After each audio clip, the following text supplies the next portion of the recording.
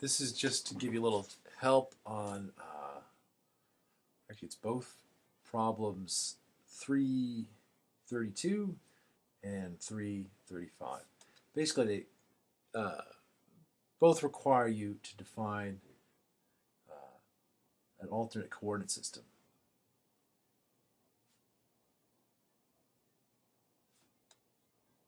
And again, we're talking about Nastran. So let's talk about how we do that in Nastran.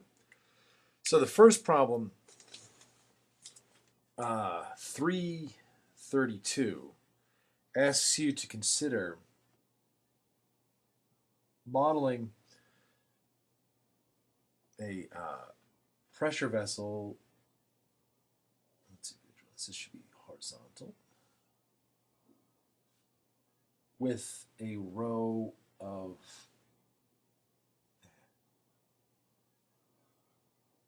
planar elements. So this is supposed to be modeling something like the following. So here we have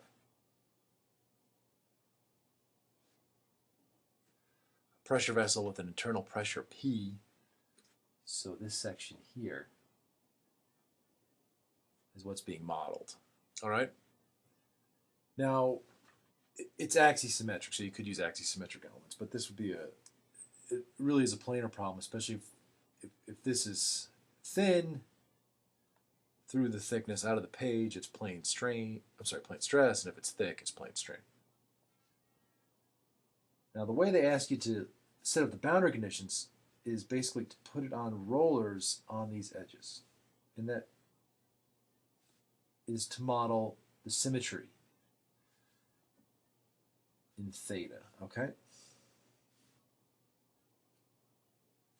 And then we can get the pressure in here by putting some forces on here, okay? So these forces would be such that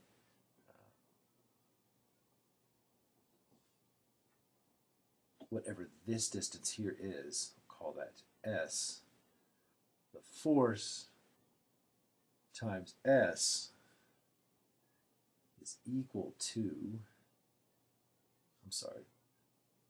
2 times the force, I should say this, 2 times the force over that length S should equal the pressure, where we're assuming, again, the pressure isn't something like force per length, okay, because it's for this length. If it's given to you in force per area, then you have to use the thickness to get out the length, right? So it would be, right, if that's in force per area, then it would be the pressure times the thickness, right? So you can get that F is going to be equal to SP times the thickness over, F. Right, that's the nodal force applied to each one of these nodes. Okay, we talked about the distributed loads before, and you can review that if you're not sure about how we get the 1/2. All right, the bigger question is, how do we get this boundary condition? Because this is not saying it's fixed in the one direction or the two direction. Let's say we have global 1, and this is global 2. Now this is fine. This edge is fixed in 2. So this SPC cannot move in direction 2, and if you want to, you can say it can't move in direction 3 to hold it in the plane. Now on this edge, it's not fixed in 1 or 2. It's got to be fixed in this direction. All right? So I'm going to call this 1 hat and 2 hat, and you want this actually fixed in 2 hat, well, in 3 or 3 hat, because they're really going to be the same.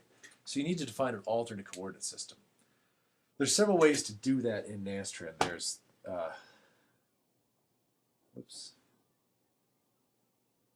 there's coord 1 and coord 2, and both of these, there's a coord 1R, coord 1C, and then there's a coord 2R and a coord 2C. Now the 1 and the 2 denote different ways of defining the coordinate system. The R is to define an alternate rectangular coordinate system, and the C is to define an alternate cylindrical coordinate system, okay? And actually, in this case, you can do either or. If you really want to try, you can do a cylindrical coordinate system for all the nodes. And if you did that, then these would both be fixed in the 2 direction, or that's the theta direction, okay? See, that would be the difference. If you do a cylindrical coordinate system, you could impose that at both nodes, and then, you know, the 2 direction for this node would be in the theta, and the 2 direction for that node would be in the theta, all right? But why don't we just do an alternate rectangular system up here and define it for these nodes. So these nodes are going to use the rectangular system to define their local degrees of freedom. So when it gives out forces or you prescribe SPCs, it's likewise going to be in that coordinate system. All right. Well, let's first go back to the Nastran manual. So here is the Nastran manual. And let's look at the grid point part just to see the definition. Now, if you look at the grid point part, you know, we've used grid ID X1, 2, and 3. We've left field 3 and field 7 blank. So these have to do with alternate coordinate systems. All right. Now, the field 3 is really a coordinate system just for defining the positions. So in fact, if you had a cylindrical coordinate system defined here for 3, that would mean that x1, 2, and 3, those numbers would be the coordinates in that cylindrical coordinate system. Well, that's good, and you can use that to define geometries relatively quickly, but the one that's more important for this problem is CD. Okay, this is the coordinate system that gives the frame of reference for the displacements, the degrees of freedom, constraints, solution vectors, etc. Okay, so that's what we want to define. We want to go into field 7 and use the coordinate system that we need to define. All right, so we're going to define a coordinate system. And actually, I think we'll probably use coordinate R2. We'll use coordinate R1. That seems to work. I have more luck getting that one to work than this one.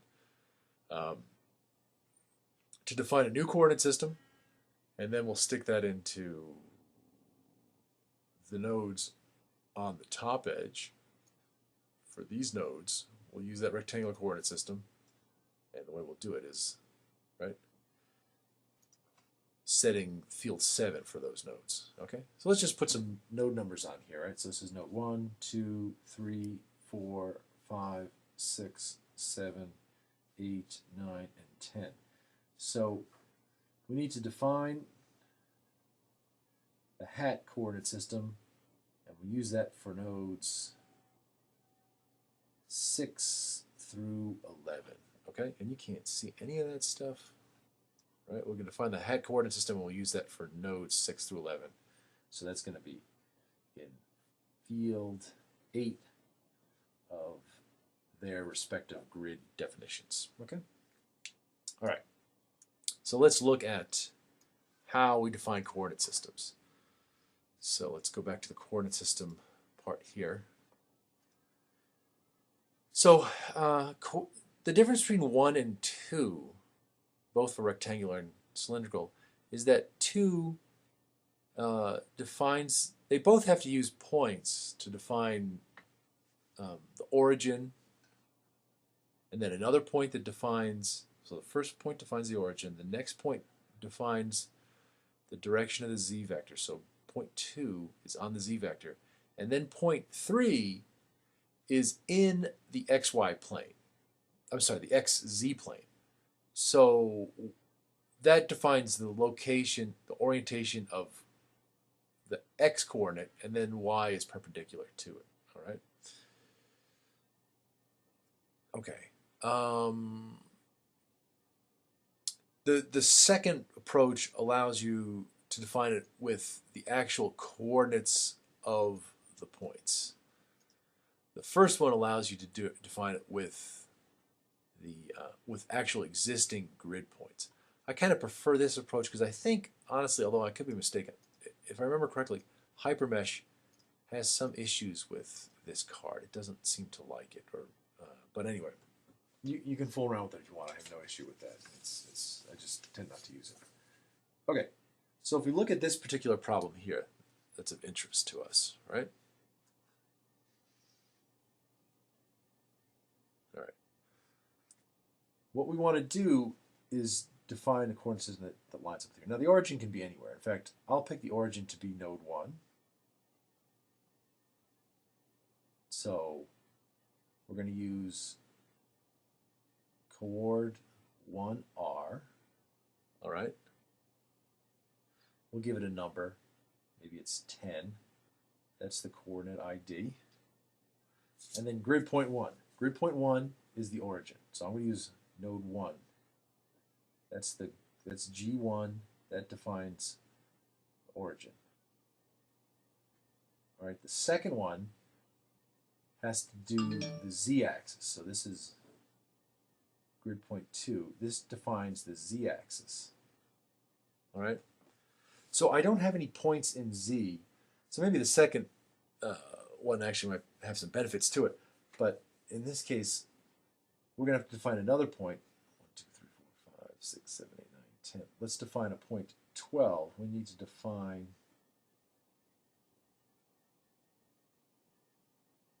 a grid point 12. It's going to be in global. And then we're going to give it coordinates of, well, it has to be the same x-coordinate. Let's just do it this way.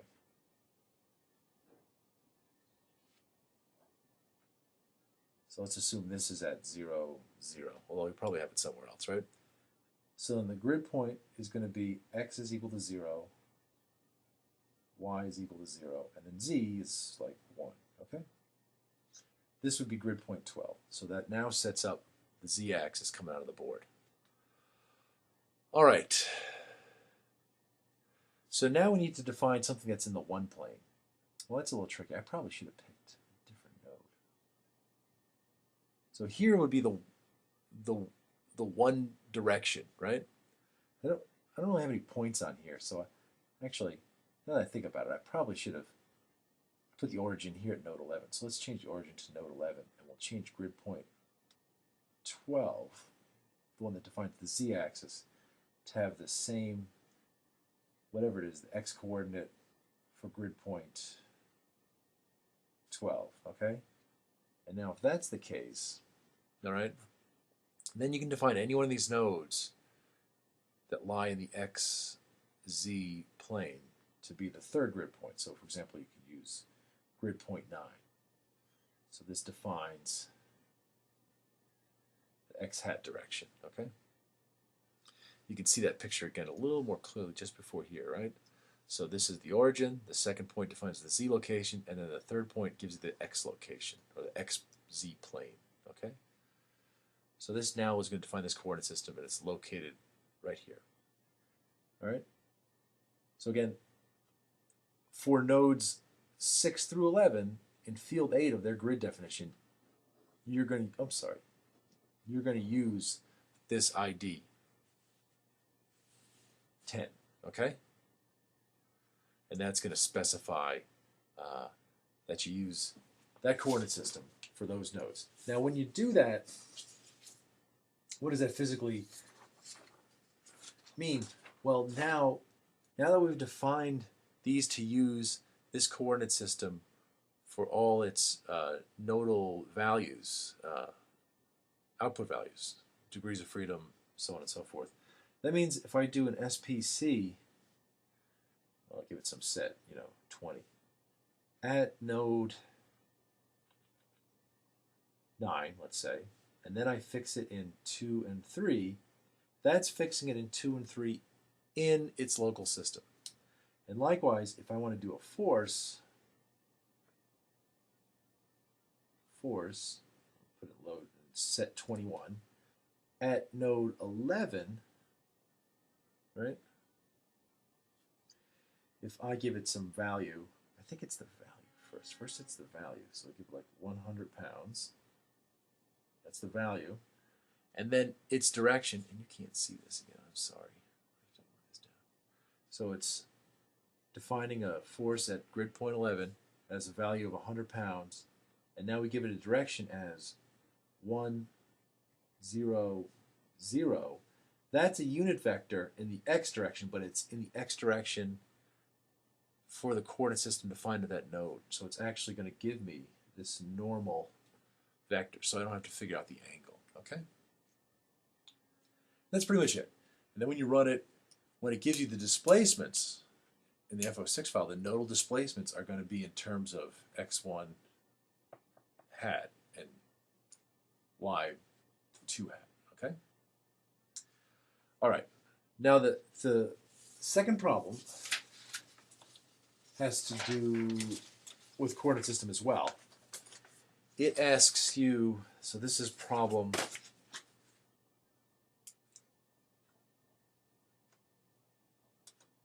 335. It asks you to basically modify any problem you've done in the past to have an orthotropic material.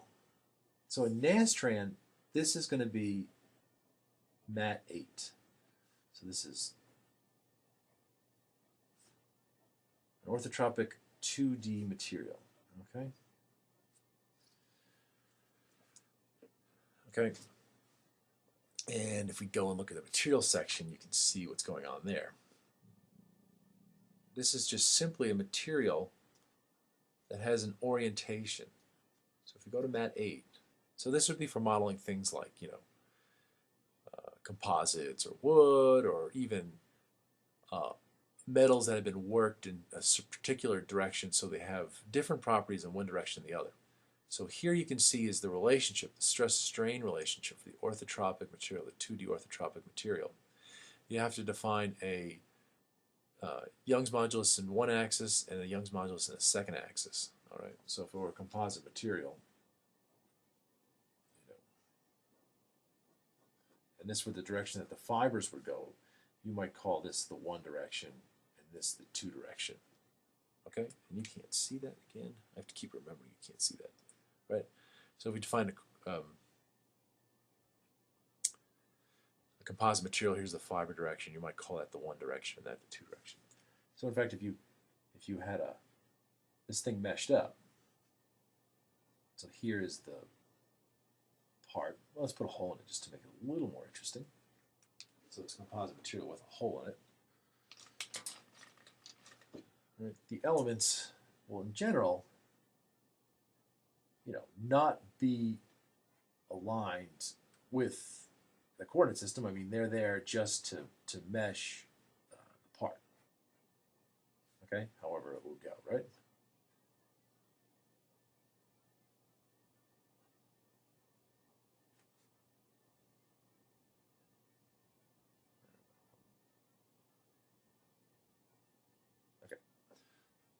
Okay, so each one of those elements, is going to have a mat 8 defined to it, and you're going to have to not only give it the material definition, but we need to tell it that this is the coordinate system and this is the coordinate system, 2, 1, and 2.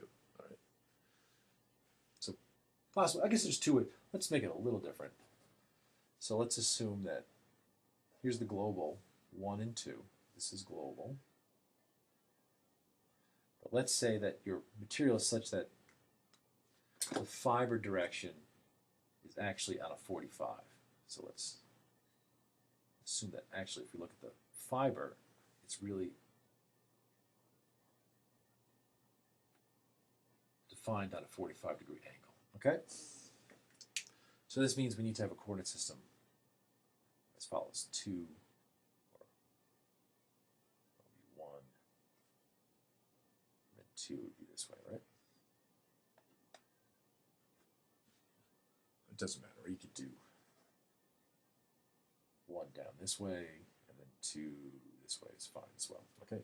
Either one. As long as this is now 45 degrees. Okay? Okay? All right.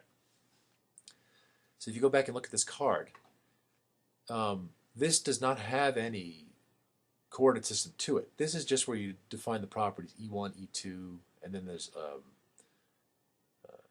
a G out of the plane. You don't have to worry about this too much, but these are the in-plane G's. Okay. This is, I'm sorry, I should just be a little clearer. These are the shear moduli in bending. So these are what are called the transverse shear. So you don't have to worry about this too much because our problems are all two-dimensional. You have to just put the G into here. And you can just pick material properties that you can find on the internet. Okay. So how do we do that for each element? So if we go and look at the element definitions for 2D,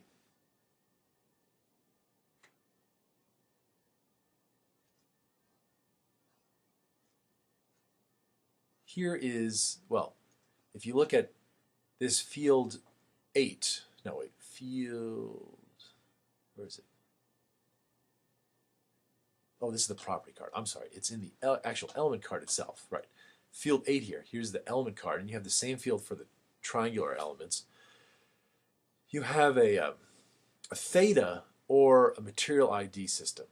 So you can either define an angle or an alternate materials coordinate system. Now the problem with the angle is that the angle theta, oops, it's up here.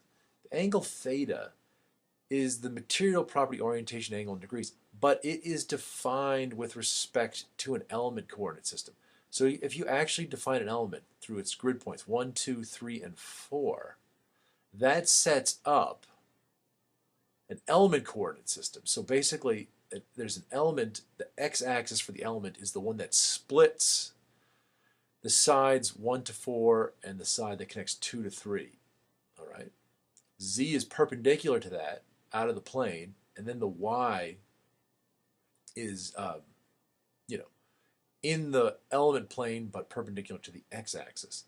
So that material angle is defined, well actually the material angle theta is defined relative to the edge G1, G2. Now that's fine if all your elements are aligned in the same order and you have your connectivity the same way. But if your elements become general, or even in this case, if the numbering doesn't stay such that this is always G1, you have to figure out that angle theta for each element. And that's definitely a bit tedious. So I think the better approach, obviously, is to, instead of worry about the theta, define it with the alternate coordinate system. So again, that goes back to defining this coordinate system using coord